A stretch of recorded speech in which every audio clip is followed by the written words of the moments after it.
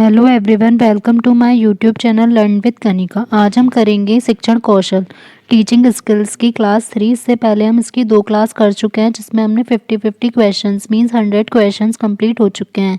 आज की क्लास में भी हम 50 क्वेश्चंस करेंगे जो कि यूपी प्राइमरी सुपर टेट के लिए बहुत ही यूज़फुल है। तो आप वीडियो को बिना स्किप किए ज़रूर पूरी देखिएगा और साथ ही अच्छी लगे तो इसे लाइक एंड शेयर ज़रूर कीजिएगा।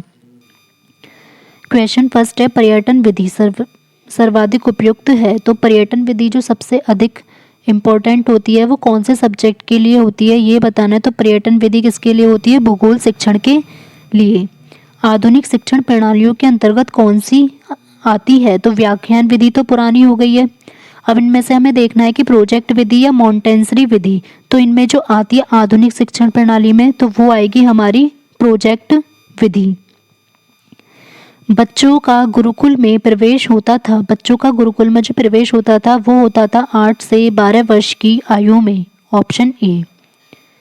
निर्देशन का प्रकार होता है। निर्देशन शैक्षिक भी होता है, व्यक्तिगत भी होता है, व्यावसायिक भी होता है। तो आंसर होगा ऑप्शन डी, ये सभी।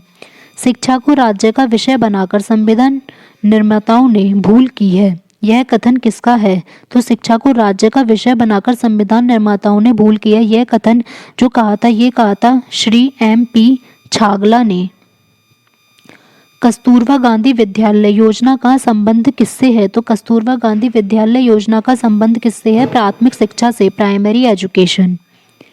प्राथमिक कक्षाओं के बच्चों को पाठ्य पुस्तकें निःशुल्क उपलब्ध कराई जाती हैं। तो जो उन्हें फ्री में बुक्स देते हैं वो कौन देती है? राज्य सरकार के द्वारा दी जाती हैं। सुनने में असक्षम बालकों को शिक्षित करने के लिए क्या प्रयोग किया जाता है? तो अगर देखने में असक्षम होता है तो ब्रेल लिपि यूज़ की जाती है आइस के लिए, जो श्रवण बाधित होते हैं। लेकिन अगर सुनने में असक्षम है तो हम कौन सी यूज़ करेंगे? चिन्ह भाषा, साइन लैंग्वेज।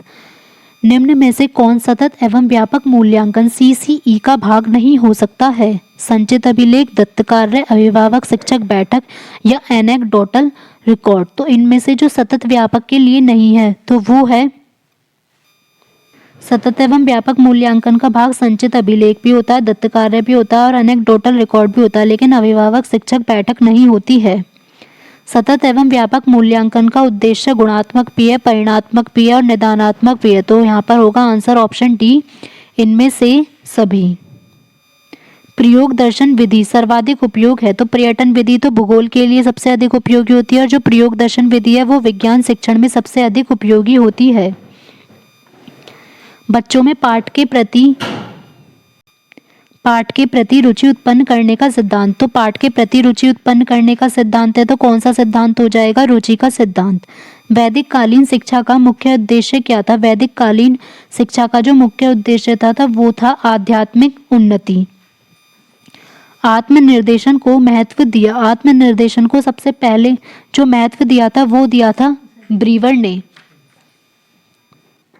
बाल अधिकारों को कितने भागों में बांटा गया है? बाल अधिकारों को बांटा गया है 4 भागों में। VEP क्या है? इसकी फुल फॉर्म हमें बतानी है। तो VEP की फुल फॉर्म है बेसिक शिक्षा परियोजना, मींस बेसिक शिक्षा प्रोग्राम।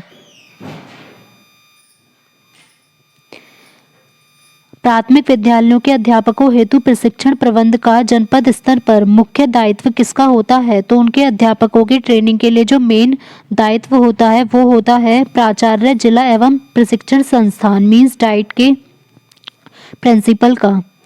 यदि मूल्यांकन संतोषजनक नहीं है तो अध्यापक को विषय वस्तु को पुनः पढ़ाना चाहिए, पुनः परीक्षा लेनी चाहिए, शिक्षण की योजना में सुधार करना चाहिए या इनमें से कोई भी नहीं। तो इसमें होगा कि शिक्षण की योजना में सुधार करना चाहिए। शिक्षा का अधिकार अधिनियम 2009 में एक अध्यापक के लिए न्यूनतम कार्य घंटे प्रति सप्ताह निर्धारित किए गए हैं। तो एक सप्ताह में कितने न्यूनतम कार्य घंटे होने चाहिए? 40 घंटे। योजना विधि की मुख्य सोपान क्या है? तो योजना विधि की जो मुख्य सोपान है वो है पहले समस्या की पहचान करना, उसके बाद आंकड़ों का संकलन करना और फिर समाधान निकालना। सूक्ष्म अवलोकन व निरीक्षक, शक्ति विकास में सहायक। शिक्षण प्रविधि कौन सी है? तो जो सूक्ष्म अवलोकन में सहायक प्रविधि है वो इनमें से होगी पर्यटन विधि। शिक्षण सिद्धांत उपचारात्मक होता है, यह कथन किसका है? शिक्षण सिद्धांत उपचारात्मक होता है, यह कथन है स्मिथ का।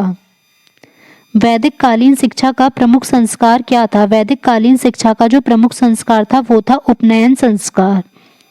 निर्देशन सेवाओं का मुख्य आधार है विद्यालय का स्तर भी है, विद्यालय के संसाधन भी और विद्यालय का आकार भी। तो आंसर होगा ऑप्शन डी, ये सभी।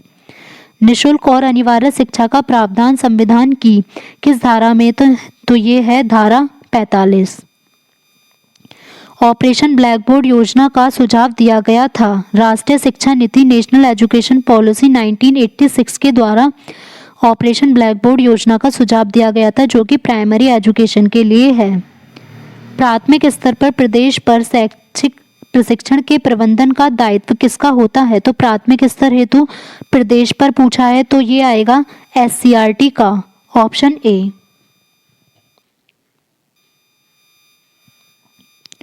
परीक्षा के स्थान पर सतत और व्यापक मूल्यांकन गुणवत्ता मूलक शिक्षा के लिए अधिक उपयुक्त है, क्योंकि संज्ञानात्मक क्षेत्र का मूल्यांकन किया जाता है, सह संज्ञानात्मक क्षेत्र का मूल्यांकन किया जाता है, या मूल्यांकन सतत व व्यापक क्षेत्रों का होता है। तो परीक्षा के स्थान पर सतत व व्यापक मूल्यांकन गुणवत्ता मूलक शिक्षा के लिए अधिक उपयोग है, क्योंकि जो मूल्यांकन है वो सतत व व्यापक क्षेत्रों का किया जाता है। राष्ट्रीय पाठ्यचर्या रूपरेखा 2005 के अंतर्गत परीक्षा सुधारों में निम्नलिखित में से किस सुधार को सुझाया गया है? खुली पुस्तक परीक्षा, या सतत निरंतर व व्यापक मूल्यांकन, सामूहिक कार्य मूल्यांकन, या उपयुक्त में से सभी। तो इनमें से जो सुझाया गया है वो है सतत या निरंतर एवं व्यापक मूल्यांकन। प्राथमिक स्तर पर पर्यावरण अध्ययन को पढ़ाने के लिए कौन सी विधि प्रभावशाली है? तो अगर हमें प्राइमरी लेवल पर एनवायरनमेंट एजुकेशन को अगर हमें पढ़ाना है तो इम्पोर्टेंट विधि होगी कहानी विधि।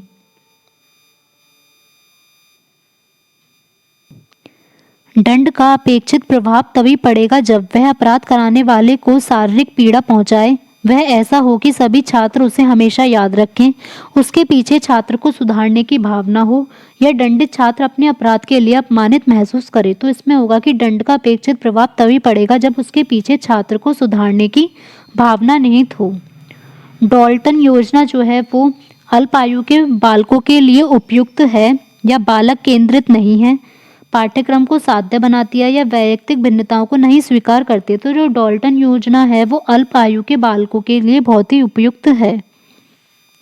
शिक्षण के दौरान तुलना का लाभ यह है कि पाठ्य विषय जो है वो अधिक स्पष्ट भी हो जाता है, तुलना के बाद किसी निष्कर्ष पर पहुंचने में बहुत ही सरलता रहती है और नया ज्ञान ग्रहण करना भी आसान हो जाता है। तो आंसर होगा ऑप्शन डी, ये सभी। आवृत्ति के सिद्धांत का उद्देश्य, आवृत्ति का मीन्स होता है फ्रिक्वेंसी की बार बार रिपीट करना, तो अर्जित ज्ञान को स्थायी बनाने के लिए उसे दोहराना आवृत्ति का सिद्धांत कहलाता है।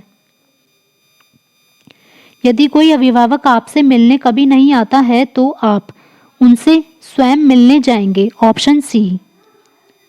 कठिन शब्दों का अर्थ समझाने का व्यवहारिक ढंग है कि उनका पर्यायवाची शब्द बताना, और उनको वाक्य में प्रयोग करके भी बता सकते हैं और उनका विलोम शब्द भी बता सकते हैं। तो आंसर होगा ऑप्शन डी, ये सभी। यदि शिक्षक में न्याय और निष्पक्षता का गुण ना हो तो इसका क्या परिणाम होता है? इससे शिक्षक विश्वास खो देता है और उसे कहीं भी सम्मान नहीं मिलता है। निम्न में से कौन सा काम एक शिक्षक के लिए बिल्कुल अनुपयुक्त है? शिक्षक का जन सेवी होना, तो ये तो अच्छा है। शिक्षक को छात्रों की समस्याओं को हल मात्र से ही रुचि होना, शिक्षक का कक्षा में हर सप्ताह टेस्ट लेना और कॉपियों का मूल्यांकन करना, शिक्षक के महत्व को कम करके उपयुक्त कोई काम करना। तो हमारा ऑप्शन डी हो जाएगा अनुपयुक्त। यदि आपके अंदर कोई ऐसी बुरी आदत है जिसका छात्रों द्वारा अनुकरण करना आप अच्छा नहीं समझते तो आप क्या करेंगे? तो कम से कम छात्रों के समक्ष आप उस आदत को नहीं आने देंगे ताकि बच्चे उस आदत को ना सीख पाएं। आपके विचार से शिक्षा में हो रहे ह्रास को रोकने के लिए आवश्यक है विद्यालय में पुलिस की व्यवस्था की जाए, विद्यालय में खेल की समुचित व्यवस्था की जाए, छात्र छात्राओं में गृह कार्य के प्रति अभिभावक की जागरूकता, या अध्यापकों द्वारा नियमित कक्षा शिक्षण? तो इसमें होगा अध्यापकों द्वारा नियमित कक्षा शिक्षण।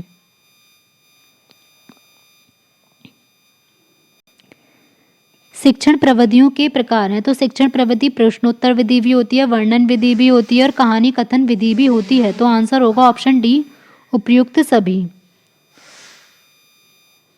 शिक्षण अधिगम सिद्धांत नहीं है, क्रियाशीलता का सिद्धांत भी होता है और प्रेरणा का सिद्धांत भी होता है, रुचि का सिद्धांत भी होता है, लेकिन जो प्रयोगात्मक कार्य है वो एक प्रविधि है, ना कि सिद्धांत। तो आंसर होगा ऑप्शन डी। संसार का प्रथम विश्वविद्यालय था, संसार का प्रथम विश्वविद्यालय था तक्षशिला विश्वविद्यालय। निर्देशन सेवाओं की आवश्यकता होती है शैक्षिक विकास में भी, व्यावसायिक उन्नति में भी और व्यक्तिगत समस्याओं में भी। तो आंसर होगा ऑप्शन डी, ये सभी। 6 से 14 वर्ष के बालकों का शिक्षा अधिकार अधिनियम कब लागू किया गया था? तो ये लागू हुआ था वर्ष 2009 में, जो आरटीई एक्ट था 2009। पटेल एक्ट संबंधित है। तो पटेल एक्ट जो है वो प्राथमिक शिक्षा में गुणात्मक व परिणात्मक वृद्धि से संबंधित है। प्राथमिक विद्यालय प्रबंधन हेतु गठित पीटीए का उपाध्यक्ष कौन होता है? तो जो पीटीए का उपाध्यक्ष है वो प्रधानाध्यापक मीन्स प्रिंसिपल होता है। एक अध्यापक के रूप में आप छात्रों को विपरीत करने के लिए कौन सी तकनीक अपनाएंगे? तो इसमें श्यामपट्ट का प्रयोग करेंगे, ये भी ठीक है। प्रभावशाली रूप में छात्रों की भागीदारी और उदाहरण देकर भी समझाएंगे। तो आंसर होगा ऑप्शन डी, उपयुक्त सभी। निम्नलिखित में से एक प्रक्रिया शिक्षक द्वारा अपने छात्रों को व्यापक रूप से जानने में मदद करती है। तो शिक्षक अपने छात्रों को किस टाइप से जान सकता है? उनका मूल्यांकन करके। हर्बर्ट उपागम द्वारा आधारित गणित पाठ्य योजना का दूसरा पद कौन सा है? तो हमने कल इसके 5 पद पढ़े थे, तो दूसरा पद क्या होता है? पहला तो हो गया प्रस्तावना और दूसरा क्या होगा?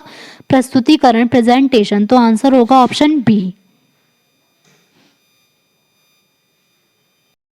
अगर आपको क्लास अच्छी लगी हो तो वीडियो को लाइक एंड शेयर ज़रूर करें और साथ ही चैनल पर अगर नए हैं तो चैनल को सब्सक्राइब करना ना भूलें। साथ ही आप बेल आइकन प्रेस कर सकते हैं ताकि आपको वीडियो का नोटिफिकेशन अपलोड होते ही मिल जाए।